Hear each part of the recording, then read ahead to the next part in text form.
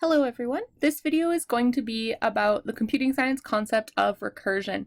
Specifically, I'm going to make two videos, one where I'm talking a little bit more about theory and how to work through a problem, and one where we're actually coding a solution based on some of the examples we looked at. So recursion is this idea that a function can call itself, and when a function calls itself, that allows it to break the problem into smaller pieces and solve each of those smaller problems to build up to the solution you're looking for. So a common example of recursion that you may have seen in math class is the Fibonacci sequence. So the Fibonacci sequence usually appears something like the first element is 1. I'm obviously off the paper. 1, 1, 2, 3, 5, 8. If you're wondering where I'm getting these numbers, the idea in the Fibonacci sequence is that each individual number is the sum of the previous two numbers. So 8 is 3 plus 5, 5 is 2 plus 3, 3 is 1 plus 2, 2 is 1 plus 1, and we know that the first two digits start in the Fibonacci sequence are 1 and 1. Some people start it as 0 and 1. You could do that as well. It depends on essentially which math theory you're starting with. If you're subscribing to that policy, then this first one is in fact 0 plus 1. So that is to say that any number in the Fibonacci sequence is the sum of the previous two numbers. So if we're looking for n number of values, so if we're trying to find n, the two values that we need to add together are n minus 2 plus n minus 1. I'm running out of paper, that's why it's a problem. Okay, so in this case, if we're counting these values with indexes at n equals 6, we are looking for the value in this position. Obviously, we already know it, but consider for the example, we didn't know the value at n equals 6. All we need to do to find the value at n equals 6 is first find the value at n equals 5 and add the value at n equals 4. At n equals 4, the value is 3 plus the value at n equals 5, which is in fact 5, which sums to a total for n equals 6 of 8, which we found to be true. If we were to look in the Fibonacci sequence at what's the value of the number at n equals 8, that's a little bit more tricky because our sequence doesn't yet have that. But we know if we want to find the value at n equals 8, which is currently a question mark. Let me put a dividing line here so I don't confuse you guys. I'll switch colors too. Okay, so if we're looking at n equals 8, the value is unknown. But we know that we can take the value at n equals 7 and add it to the value at n equals 6. We don't know the value at n equals 7, but we do know the value at n equals 6. The value at n equals 6, as we calculated up here, is 8. So now, how do we get this value at n equals 7? Well, when we don't know the value at n equals 7, we can break that problem down again into smaller problems. We don't know the value at n equals 7, but we know that it's equal to the value at n equals 6 plus the value at n equals 5, and we do happen to know those two values. At n equals 6, it's 8, and at n equals 5, it's 5. So we get 8 plus 5. From that, we can figure out, well, this value is 13, which means that this value is 13, and we can say 8 plus 13 gives us 21. Just write it in like this, 21, which means the value at n equals 8 is 21. So by breaking this problem up into smaller and smaller pieces, we're able to calculate that. So how do we do that when we're writing code or looking at a problem? Well, there's a couple different things we want to look at. we want to keep being able to break the problem apart until we have what would be considered a known solution. So in this case, because I wrote out the first n equals 0 to n equals 6 values of the Fibonacci sequence, we only had to get down to n equals 7, which is n equals 5 plus n equals 6, because we'd calculated those. So if we were to look at this in terms of how we would break this problem apart in the Fibonacci sequence, we know the initial values, and then we know building it up. So realistically, did we need to write out up to n equals 6? Probably not, because we don't need to write that at n equals 6, it equals 8, because we know 4 and 5. Did we need to write 5? No, because we know 4 and 3. Do we need to write 4? No, because we know 2 and 3. Did we need to write 3? Probably not, because it could be calculated from 1 and 2. In this case, if we start with 0, we don't even really need to know 2, because we know that 2 is just 0 plus 1. So the only ones that we can't calculate from previous values are the first two values, which makes sense because the general formula for a Fibonacci sequence, so the function, here let me divide the screen, the function for a value at n is equal to the function at n minus 2 plus the function at n minus 1. Sorry if this just got really mathy for you, but it's just this same idea. Any value is equal to the two previous values, which means you have to have at least two previous values. Which is why when we look at the first two values, neither one has two values prior to it, so they have to be defined. So if we were to, in pseudocode, write a function that would solve Fibonacci, we're going to say, okay, so in pseudocode, we're going to write out a new function.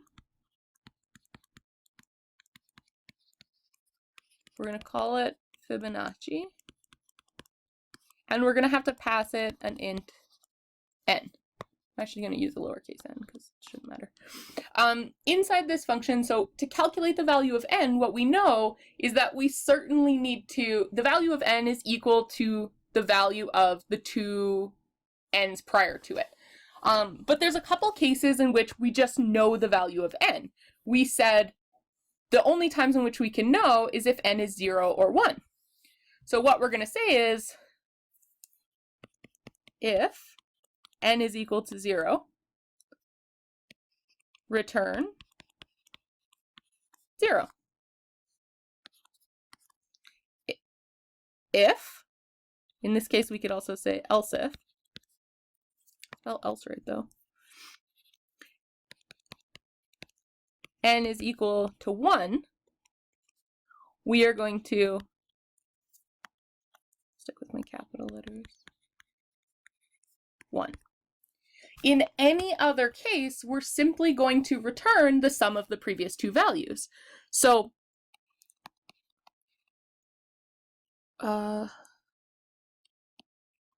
else, we are going to simply return the sum of the previous two values. Now, I don't know what n minus 1 and n minus 2 is, but I do know that I can use my Fibonacci sequence if we assume that everything we wrote here is correct, and that our function can practically return n minus 1 and n minus 2, we can literally call this same function we just wrote at n minus 2 and add it to the same function we just wrote. I'm actually going to write this underneath because I don't have space.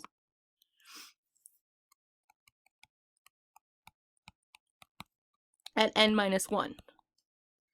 So what's happening here is, let's walk through this pseudocode here that I wrote, okay? So let's say we want to call Fibonacci on n equals, we'll start with something really simple. So let's say n equals 4, okay? So someone calls Fibonacci, actually I'll write it over here. Someone calls Fibonacci, I'm just going to use f, of 4. Okay, we're tracing this through. So at this point, I don't know if room to right there, n equals 4. We go through the function. if n is equal to 0, return 0. It's not. Else if n equals 1, it's not. Else return a call to Fibonacci with n minus 2 plus a call to Fibonacci with n minus 1. So 4 minus 2 is 2, 4 minus 1 is 3. Okay? For each of these, a whole new function is going to be called on the stack. So if we look at this function of 2, so now in this particular function, this one, n equals 2. So we follow through the code, and what we get is n equals 0, no. N equals 1, also false. Else return the Fibonacci at n minus 2 and n minus 1. So this call calls Fibonacci. 2 minus 2 is 0. And it also calls Fibonacci at 1.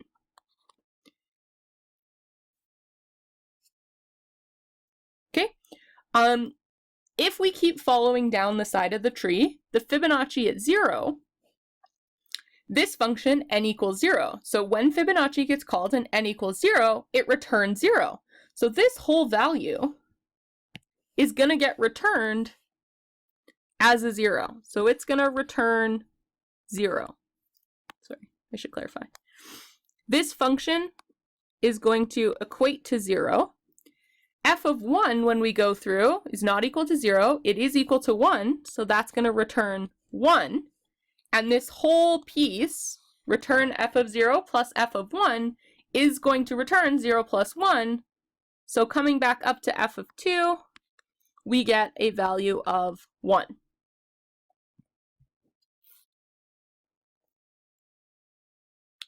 So now we have 1 plus, and we didn't finish tracing out f of 3. So f of 3 goes through. 3 is not equal to 0. 3 is not equal to 1. 3, so we're going to return n minus 2 and n minus 1. So 3 minus 2 returns f of 2. 3 minus 1 returns, 3 minus 2 returns f of 1. And 3 minus 1 returns f of 2. If we keep following down, f of 1 not equal to 0, but is equal to 1. So this one is actually going to return or evaluate to 1. It's going to return 1 up. So we get 1 plus whatever f of 2 is. F of 2 breaks down further into f of 0 plus f of 1, which we've seen. In this case, f of 0 equates to 0 plus f of 1 equates to 1. So that returns a 1. So we get 1 plus 1 returns a 2. And now we have 1 plus 2, which returns up to the f of 4 function the value 3. So what ends up getting returned is that the Fibonacci at n equals 4 is the number 3. So let's go back up to where we wrote, actually I crossed out the whole Fibonacci sequence, so maybe I'll write it back out. So once again, the Fibonacci sequence is 0, 1, 1. Always miss that, 2, 2, 3, 5, 8. And in this case, we were only looking for the value at n equals 4. So we can see that our answer was correct. Now, is this a convoluted way to find the Fibonacci value at 4? Absolutely it is.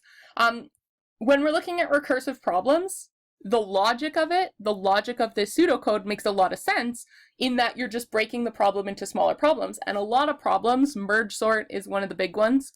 The Fibonacci sequence, Towers of Hanoi, a lot of these common problems that we see are based on this idea that you can break a problem into smaller problems. Mathematically, and to look at it, it's very clean code. It's really easy for a programmer to say, Fibonacci sequence, when the value is 0, well, it's 0. And when it's 1, it's 1. In any other case, we don't need to know how to calculate it. All we need to know is assume our function works and call our function for the 2 values previous to the one we're looking for. And that will just keep calling itself until it hits a point in which it's returning some sort of base case value. So what's happening is those values get returned, this tree builds down, and then the tree returns back up, giving us our final value. Now you may have noticed that we have 1, 2, 3, 4, 5, 6, 7, 8, 9 copies of this function, all of which are sitting in the stack. So they're all sitting in active memory. So you could see how recursion, holding an entire function with a copy of its data 9 times just to solve this simple problem, can be quite heavy on the memory. So we call it hammering the stack, but you can fill up your stack very quickly and get a buffer issue. That's something you'll encounter. And when you do the Fibonacci the recursive versus iterative activity, you'll see a comparison of some algorithms written in both recursive and iterative, because even with Fibonacci, you could easily write an iterative solution for what you're looking for, right? You just start at 0, count your way up to n, and then add together the two previous values. You could really even create an array, populate it with the Fibonacci values up to n, and then reuse that later. One comment about the memory stack I will say is that in the case of things like here, I wonder if I can just delete the yellow I did. Gonna delete some of the extra stuff we have going on here.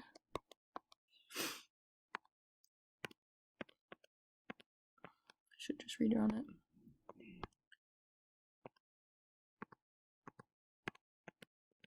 Okay, so if you just look at this tree stack, which again does have 9 calls to this function, you'll notice a lot of repetition. And some smarter processors and smarter programs are able to use multi-threading to calculate those together. So for example, we have 1, 2 calls to f of 0. We have 2 calls to f of 3 calls to f of 1, 2 calls to f of 2. So like there's a lot of repetitive, there's a lot of repetition in here. So multi-threading can help smooth that out so that instead of having 9 copies, we have 1, 2, 3, 4, 5 copies possibly. You're not really going to get into a lot of detail of that. Just be aware, recursive can be very hard on memory, but mathematically and logically can make your code very understandable. Iterative is a lot easier on memory usually, but it also can sometimes be a little bit more complicated and you have to kind of devise your solutions in weird ways in order to make them work. So that's an explanation of how recursion works, the idea of a function calling itself, specifically in the example of the Fibonacci sequence.